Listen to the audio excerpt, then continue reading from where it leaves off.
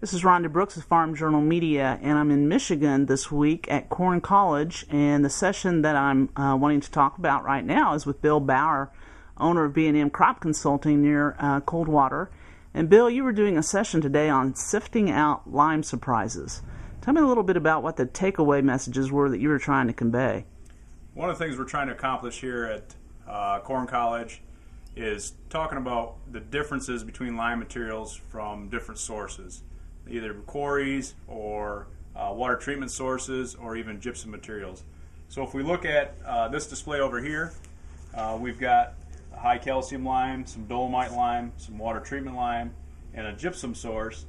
And as we sieve these out through different mesh screens, what I mean by sieving them out is we actually have these sieves, and we have an 8-inch or 8 wires per inch. So this would be an 8 sieve versus something that has 60 wires per inch, a 60 mesh screen. All right. So we shake the limes on these two screens, and as they separate themselves out, they go into different granulars, size granulars. All right. So the fineness of the lime, the finer it is, the quicker it's going to react in the soil. The coarseness of the lime, and if you get anything that hangs on an 8 mesh screen or above, would be like a BB size particle, is not going to be very effective at all at raising your pH. So that's going to be basically wasted material that you're spreading out in your field. Opposed to something that goes through a 60 mesh screen would be more like face powder or makeup, and that's going to be very reactive and effective in the soil. And the way we tell the fineness of the material is it's best to send your lime samples into a certified lab, and once we do that, then we can get some numbers back from the lab that tell us the quality of the lime. And what we mean by lime quality would be the purity of the lime, the calcium carbonate equivalent factor, and then also the fineness of the material. Those two times together would give us our correction factor. And a lot of states record that in different ways, whether it's TNP, ENV, ECC, a lot of different abbreviations depending on what state you're from. Our example here talks about effective calcium carbonate.